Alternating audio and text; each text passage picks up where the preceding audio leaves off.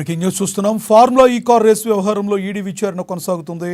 బషీర్బాగ్లోని ED కార్యాలయంలో 2 గంటలుగా విచారణ కొనసాగుతుంది. అంతకుముందు గచ్చిబౌలిలోని తన నివాసం నుండి కేటీఆర్ ఈడీ ఆఫీస్కు చేరుకున్నారు. ఈ సందర్భంగా బషీర్బాగ్లో తీవ్ర ఉద్రిక్తత చోటు చేసుకుంది. కేటీఆర్ విచారణ నేపథ్యంలో ఈడీ కార్యాలయం వద్ద ఆంక్షలు కొనసాగుతున్నాయి. ఇక ఈడీ అధికారులు ఈడీ ఫార్ములా ఈ కార్ రేసు హెచ్ఎండిఏ ఖాతా నుంచి విదేశీ సంస్థలకు నిధులు బదిలీ, విదేశీ సంస్థకు 45.7 కోట్ల బదిలీపై ఈడీ విచారిస్తున్నట్లుగా తెలుస్తుంది. వీటితో పాటుగా ఫెమా నిబంధనను ఉల్లంఘించినట్లు ఈడీ గుర్తించింది. మనీ లాండరింగ్ కోణంలో విచారణ జరపనున్న ఈడీ అధికారులు విచారిస్తున్నారు. ఇక విచారణకు కేటీఆర్ ఒక్కరినే మాత్రమే అనుమతించింది ఈడీ. కేటీఆర్ తరపు లీగల్ టీంకు అనుమతి లేదంటూ తేల్చి చెప్పేశారు ఈడీ అధికారులు.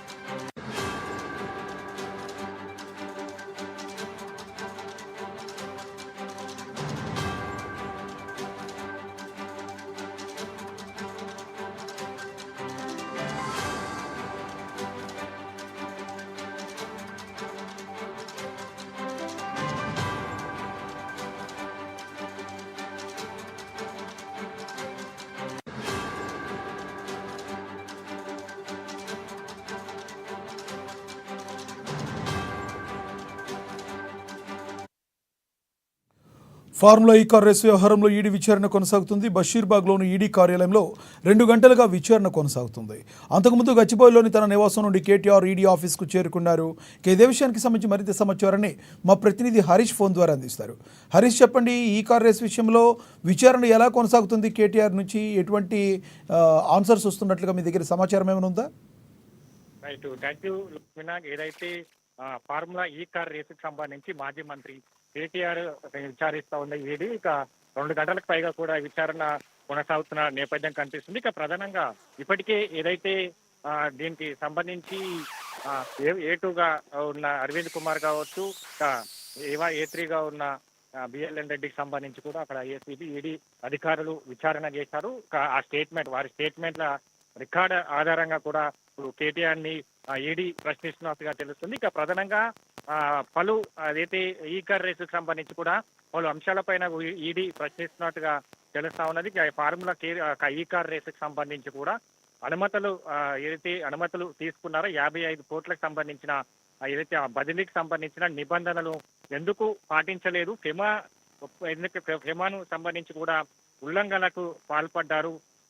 దీన్ని ఏదైతే అనుమతులు లేకుండా హెచ్ఎండిఏ నిధులను ఏ విధంగా బదలాయింపు చేస్తారని కూడా ఈడీ ప్రశ్నిస్తుంది. దాంతో పాటుగా ఆర్థిక శాఖ అనుమతులు లేకుండా కూడా నిధులను ఏ విధంగా మళ్లిస్తారని కూడా ప్రధానమైన ప్రశ్నలు వేస్తున్న నేపథ్యం అయితే కనిపిస్తుంది. ఎందుకంటే మొన్నటి వరకు బిఎల్ఎన్ రెడ్డి కావచ్చు, అరవింద్ కుమార్ కి సంబంధించి కూడా ఈడీ అధికారులు ప్రశ్నించారు. ప్రధానంగా ఈ 55 కోట్లకు సంబంధించిన వ్యవహారం పైన కూడా పూర్తిగా వాళ్ళను ప్రశ్నించిన నేపథ్యంలో వాళ్ళకి సంబంధించిన కూడా పూర్తిగా అది ఏదైతే మాజీ మంత్రి కేటీఆర్ గా మాజీ మంత్రిగా కొనసాగారు, ఆయన ఆదేశాలకు అనుగుణంగానే మేము ఏదైతే నిధులకు సంబంధించి కూడా బదలాయింపు చేయాల్సి వచ్చింది అనేది కూడా ప్రధానంగా వాళ్ళు ఈడీ కావచ్చు, అక్కడ ఏసీబీకి సంబంధించి కూడా ఆ స్టేట్మెంట్ లో పేర్కొన్నారు. అవే ఆ స్టేట్మెంట్ కి సంబంధించిన రికార్డు ఆధారంగా కేటీఆర్ కి సంబంధించి విచారణ జరుగుతా ఉన్నది. ఒకవైపు దీనికి ఈడీకి సంబంధించి ప్రశ్నలు కావచ్చు, మరోవైపు కేటీఆర్ కి సంబంధించి